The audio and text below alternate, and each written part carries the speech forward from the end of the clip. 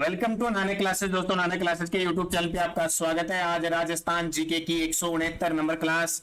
हमारे सवाल आपके जवाब की प्रतिदिन 50 क्वेश्चनों की एक क्लास आपको रोज मिलती है। आज क्लास नंबर 169 रोजाना लाइव टेस्ट के माध्यम से आपको उपलब्ध होती है। तो स्टार्ट करते हैं इस क्लास को। जल्दी से वीडियो को शेयर कर दो, लाइक कर दो।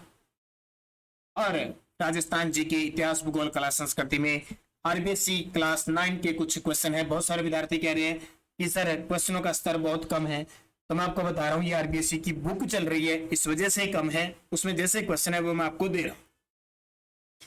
पहला प्रश्न देखिए, जालंधर बादशाह किसे कहा जाता है? साथ साथ में आप मुझे कमेंट में जवाब दिया करो, ताकि आप क्वेश्चन पढ़ते हो और आंसर देते हो, आपको पता चले कि हमारी तैयारी कितनी की है। जालंधर बादशाह किसे कहते हैं? कर्ण सिंह को। ये कर्ण सिंह बीकानेर के शासक थे। और जब कर्ण सिंह का नाम आता है तो आपके दिमाग में आएगा मतीरेरी राड़। मतीरेरी राड़ हुई थी 1644 ईस्वी में नागौर के शासक अमर सिंह और बीकानेर के शासक कर्ण सिंह के बीच। अभी ताजा जयन के पेपर में एक क्वेश्चन आया है। मान सिंह प्रथम मानो या मान सिंह द्वितीय मानो कछुआ वंश के शासक थे। मान सिंह द्वितीय कछुआ जयपुर का अंतिम शासक था और मान सिंह प्रथम वह शासक था जो अकबर के का नवरत्न था। जगन्नाथ कछावा की एक ही बात ध्यान रखनी है, 1584 में अकबर ने महाराणा प्रताप के पीछे भेजा था और इनकी छतरी 32 खंभों की मांडलगढ़ में बनी हुई है। टोडरमल दीवान था और अकबर का नवरत्न था। जूते हुए खेत के प्राचीनतम साक्ष्य राजस्थान में कहां मिले हैं? इतना सिंपल प्रश्न है, लेकिन फिर भी एग्जाम में लगातार है, क्योंकि मैं बात आरबीएससी बुक 9वीं की कर रहा हूं।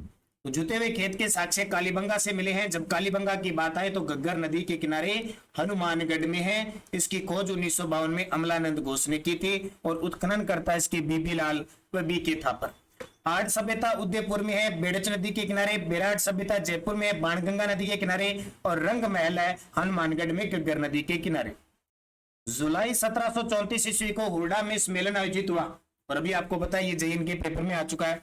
हुरडा सम्मेलन की अध्यक्षता मेवाड़ के किस शासक ने की थी? हुरडा सम्मेलन की अध्यक्षता की थी महाराणा जगत सिंह ने। किसने? महाराणा जगत सिंह द्वितीय के द्वारा की जाती है ये हुरडा सम्मेलन। हुरडा कहां पे? भीलवाड़ा में। त्राइन के प्रथम युद्ध का परिणाम क्या रहा? त्राइन का प्रथम युद्ध हुआ था 1191 में पृथ्वीराज चौहान प्रथम और मोहम्मद गोरी के बीच, जिसमें पृथ्वीराज चौहान तृतीय जीत गया। लेकिन 1192 के द्वितीय युद्ध में पृथ्वीराज चौहान हार गया और मोहम्मद गोरी जीत गया। और यहां से एक ऐतिहासिक घटनाएं बदल जाती है। जो आज तक भारतीय सत्ता हिंदू शासकों की सत्ता कायम थी, अब वो मुस्लिम में बदल गया, क्योंकि गुलाम वंश स्टार्ट हो जाता है 1286। फड़ का गायन किया जाता है। फड़ का गायन कौन करते हैं? तो हम पढ़ते हैं रामदेव जी, बाबू जी, तेजा जी, देवनारायण जी, बोपों के द्वारा फड़ बांची जाती है। वंश भास्कर के रचयिता थे। वंश भास्कर जो ग्रंथ है उसके रचयिता कौन थे, जिन्हें राजस्थान का राज्य कवि भी कहते हैं? देखते हैं कितने विद्यार्थी बताते हैं। बूंदी के राजा राम सिंह के दरबारी कवि थे, उनका नाम है सूर्यमल मिश्र। वीर सतसई वंश भास्कर सूर्यमल मिश्रण के। हरिकेली नाटक के रचयिता थे। हरिकेली नाटक के रचयिता कौन थे? बड़ा ही खास संस्कृत भाषा का ये नाटक है। विग्रह राज चतुर्थ, जिन्हें बिसल देव कहा जाता है, हरिकेली नाटक के रचयिता थे। बहुत ही प्रसिद्ध है। इसे बिसल देव को हम कवि बांधव की उपाधि से भी जयनक भट्ट ने पुकारा है।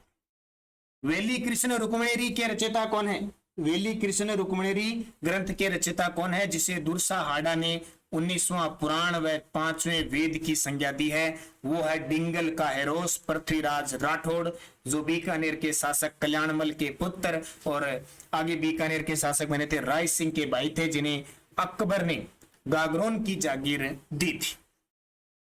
बम्ब नृत्य कहाँ का प्रसिद्ध है? बड़ा ही खास महत्व का है और बम्ब नृत्य भरतपुर का है। अलवर और भरतपुर का खास बम्ब नृत्य है। ये बम्ब के साथ रसिया नृत्य भी किया जाता है, बम्ब रसिया।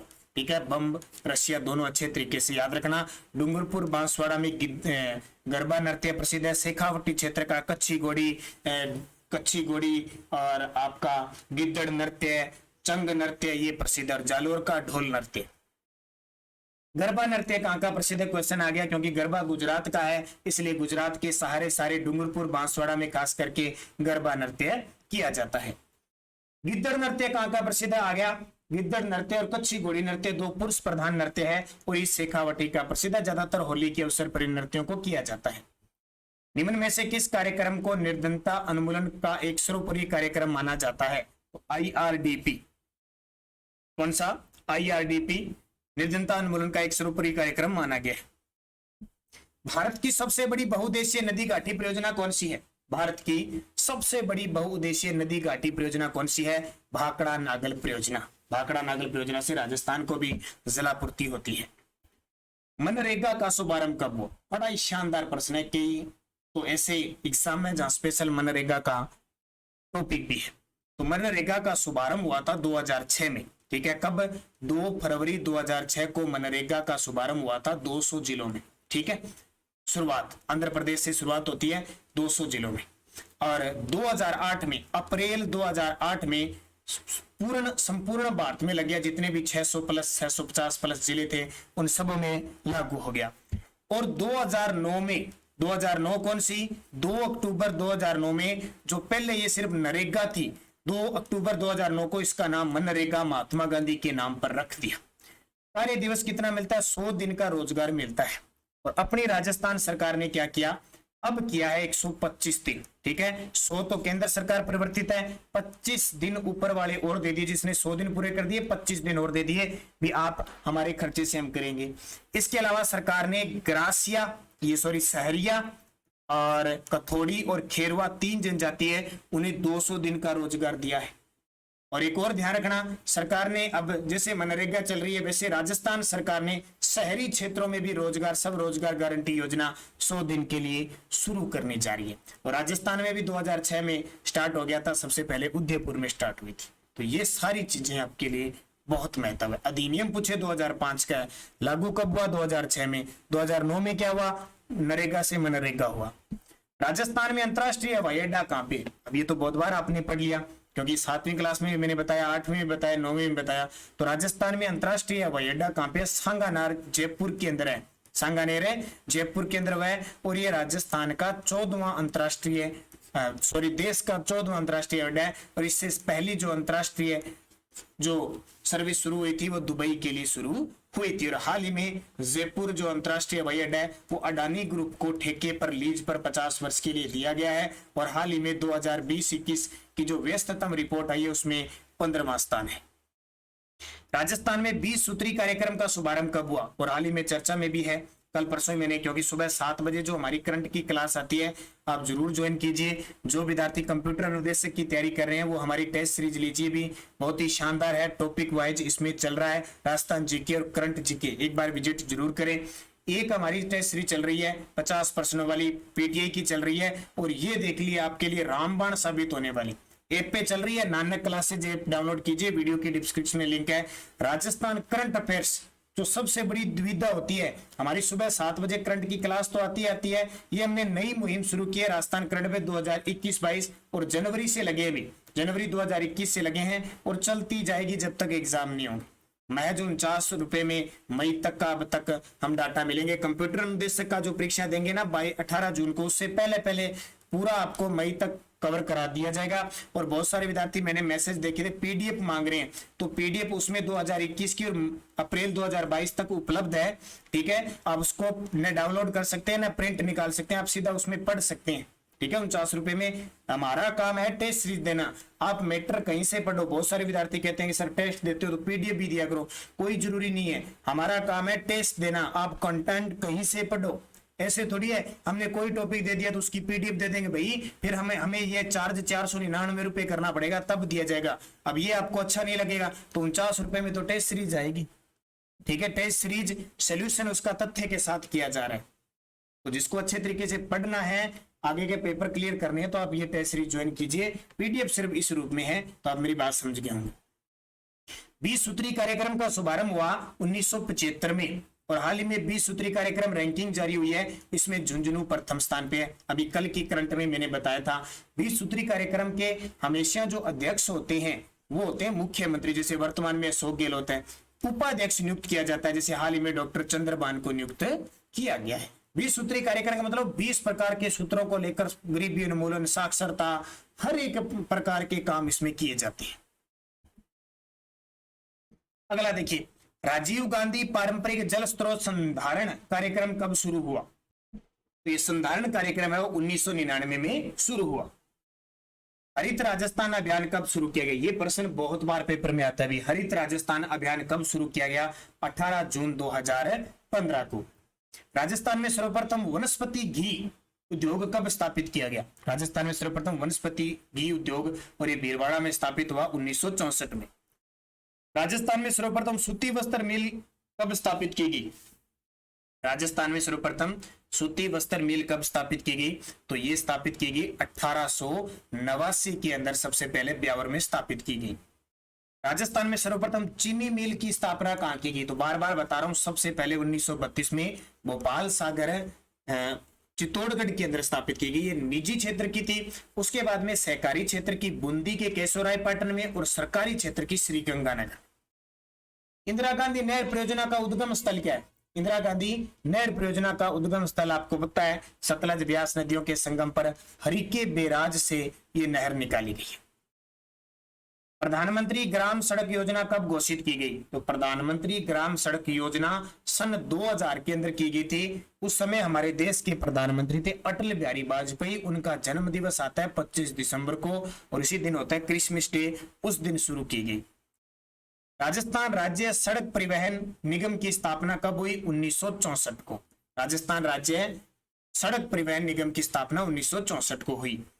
राजस्थान रेडा की स्थापना कब हुई? देखो, रेडा की स्थापना कब हुई? तो 21 जनवरी 1985। अब देखो क्या है, एक तो आ गई ये रेडा, ठीक है, रेडा। एक इसके साथ है RSPCL, ठीक है, इसकी स्थापना 1985 को और इसकी स्थापना 1995 को। अब इन दोनों को मिलाकर सन 2002 के अंदर अक्षय ऊर्जा निगम काम कर रही है। मेवात क्षेत्र विकास योजना कब शुरू की गई?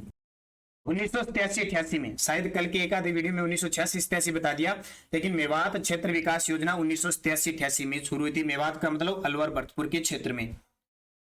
डांग क्षेत्र विकास योजना कब शुरू हुई? ये डांग क्षेत्र कौन सा है? ये चंबल नदी वाला क्षेत्र है। ये इधर धौलपुर करौली सवाईमाधोपुर क्षेत्र में डांग क्षेत्र और डांग की रानी करौली को कहते हैं। ये 1995-96 में, ये सॉरी हाँ 95-96 में शुरू हुई। अंत्योदय अन्न योजना की शुरुआत कब हुई? अंत्योदय अन्न योजना सन 2000 के अंदर अंत्योदय अन्न योजना की शुरुआत हुई। राष्ट्रीय ग्रामीण आजीविका मिशन का नाम दीनदयाल अंत्योदय योजना राष्ट्रीय आजीविका मिशन कब किया गया? यानी राष्ट्रीय ग्रामीण आजीविका जो मिशन है उसका नाम दीनदयाल अंत्योदय योजना राष्ट्रीय आजीविका मिशन कब किया गया? तो ये 2015 के अंदर। ग्रामीण युवाओं को स्वरोजगार के लिए प्रशिक्षण योजना ट्राइसिम कब शुरू की गई? तो सही जवाब होगा 1979 में। अब ये इस प्रकार के कोई प्रश्न आएंगे ना, तो हालांकि आजकल मिक्स करके और भी कर दिया, लेकिन फिर भी पुरानी योजना पूछी जा सकती है। समन्वित ग्रामीण विकास कार्यक्रम जिसको कहते हैं IRDP की शुरुआत कब से हुई? तो 1978-79 के अंदर।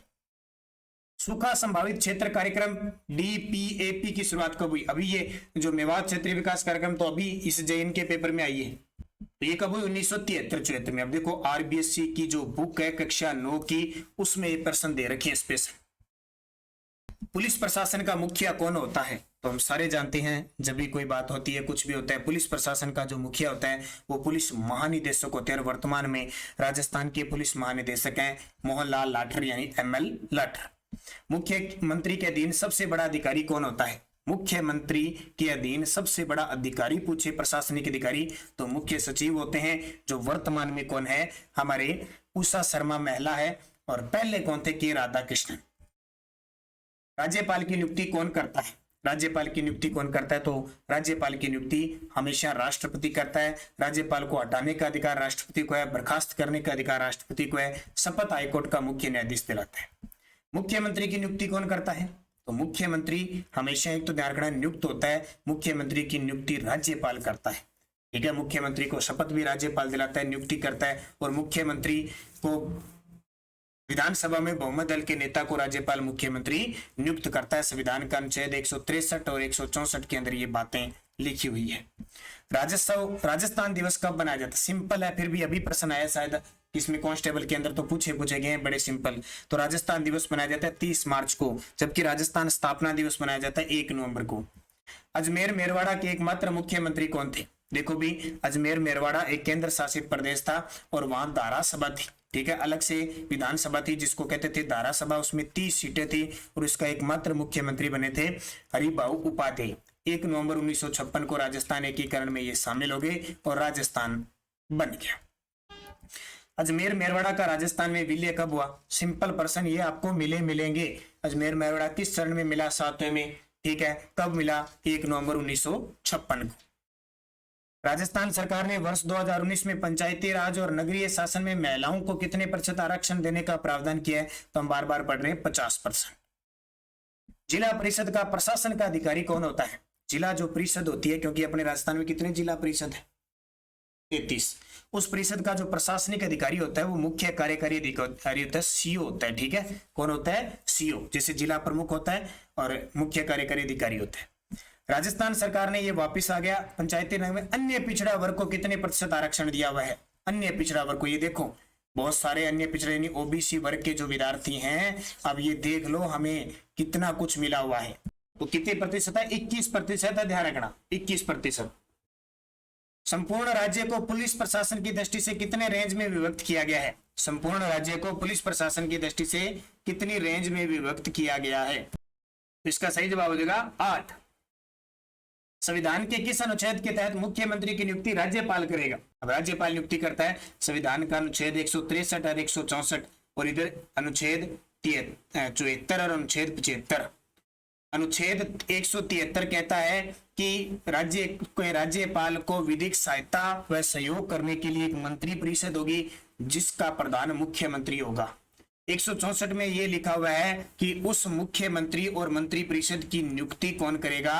राज्यपाल करेगा। इसलिए आपसे पूछे राज्य में एक मुख्यमंत्री होगा, वो अनुच्छेद 163 में है, और राज्यपाल नियुक्त करेगा, वो अनुच्छेद 164 में है।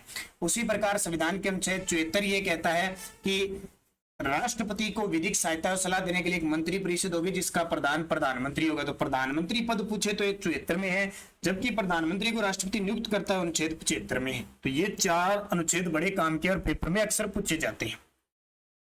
जब वित्तीय वर्ष में सरकार की राजस्व राजस्व घाटे से कम होती है, ठीक है, राजस्व आय व्यय से कम हो जाती है। मान लो राजस्व जो आय है वो व्यय से कम हो जाती है। मान लो आए तो 50 रुपए, लगे 70 रुपए, तो उसे हम क्या कहेंगे? राजस्व घाटा। आपने देखा होगा बजट जब भी पास होता है ना, राजकोषीय घाटा, राजस्व प्राप्ति, राजस्व व्यय, राजस्व घाटा, इन पर आधारित होता है, हमने पढ़ते हैं ना। तो जब आय कम होती है और व्यय जाता होता है वो होता है राजस्व घाटा।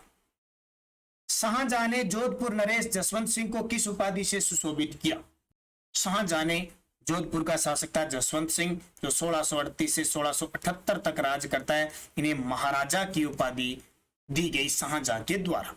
सन 1544 ईस्वी में गिरी सुमेल युद्ध किन के मध्य हुआ? तो गिरी सुमेल का भी JN के पेपर में क्वेश्चन आया। भी कोई विद्यार्थी कह रहा है ना कि स्तर बहुत कम है, तो राजस्थान जीके के प्रश्न आपको ऐसे ही देखने को मिलेंगे। बस आपका गलत नहीं होना चाहिए, बार बार ये कह रहा हूँ। 168 क्लास मैं ले चुका हूँ, हर प्रकार की क्वेश्चन मैंने डाले और निरंतर ये क्लास चल रही है और आगे से मैं कोशिश करूंगा हर प्रकार के, क्योंकि ज्योग्राफी हिस्ट्री सब एक चाहिए। तो आप निरंतर अध्ययन करें। जो पहली बार कह रहा है ना कि सर इसमें ज्योग्राफी नहीं डाली, बिल्कुल उद्योग, ऊर्जा संसाधन, जबरदस्त क्वेश्चन हिस्ट्री वगैरह के आ रहे हैं, आपको इसके लिए निरंतर देखनी पड़ेगी क्लास, फिर समझ में आएगी। अब मैंने कह दिया ना, जिस दिन हमारी 9 बजे क्लास नहीं आ रही है उस दिन आप पीछे की क्लास देखें। मान लो आज 168 नंबर क्लास, 168 नंबर है, कल 169 या 170 वाली नहीं आए, 169 नंबर क्लास है, ये नहीं आए तो आप पीछे वाली क्लास कोई भी देख लो। तो गिरी सुमेल का युद्ध 5 जनवरी 1544 को हुआ था। राव मालदेव और शेर शाह सूरी, और इस राव मालदेव के 2 सेनापति थे, जेता और कुंपा लड़ते हुए वीर गति को प्राप्त हुए थे। मारवाड़ के महाराजा जसवंत सिंह प्रथम का राज तिलक कहाँ किया गया था? मारवाड़ के महाराजा जसवंत सिंह प्रथम का राज तिलक आगरा के अंदर हुआ था। कहां पे? आगरा के अंदर हुआ था, ध्यान रखना। राजस्थान के निम्न में से कौन सी रियासतें ब्रिटिश काल में मराठा और पिंडारियों के आक्रमण से बची रही थी? तो बीकानेर और जैसलमेर है वो बची रही थी, ध्यान रखना। यहां तक पिंडारी और मराठे नहीं पहुंचे, इन्होंने आक्रमण नहीं किया था। निम्न में से किस राजपूत जाति का जन्म अग्निकुंड सिद्धांत के अनुसार नहीं हुआ? तो आपने नाम सुना होगा चंद्रबरदाई। चंद्रबरदाई का एक ग्रंथ है पृथ्वीराज रासो। पृथ्वीराज रासो में इन्होंने कहा कि आबू पर्वत पर गुरु विशिष्ट ने यज्ञ किया और यज्ञ करने से 4 जातियां उत्पन्न हुई थी, या कह सकते हैं 4 वंश उत्पन्न हुए। इसका सूत्र याद रखना 505। पेपर में आते ही आता है कि चंद्रबरदाई ने राजपूतों की उत्पत्ति या राजपूतों की उत्पत्ति किससे मानी है? तो अग्निवंशीय। बताइए 505 का मतलब परमार, चौहान, प्रतिहार, चालुक्य। तो देखो चौहान भी थे, चालुक्य भी थे, प्रतिहार थे, लेकिन राठौड़ नहीं थे। मुगल बादशाह अकबर और जहांगीर किस राजपूत शासक को अपने साम्राज्य का स्तंभ मानते थे? तो राय सिंह। किसको मानते थे? राय सिंह मानते थे। तो ये आज की 2 पार्टों में मैंने कक्षा 9 की क्लास आपको पूरी कर दी। अब आगे से जो क्लासें आपको निरंतर हिस्ट्री, पॉलिटिकल, ज्योग्राफी जैसे ही मिक्स है वो प्राप्त हो रही। बस ये 2 सुबह की 7 बजे की क्लास और शाम 9 बजे की क्लास आप कंटिन्यूस देखते रहना। बाकी ये पे हमारी टेस्ट सीरीज चल रही है वो कंटिन्यूस रखना। धन्यवाद। जय हिंद, जय भारत।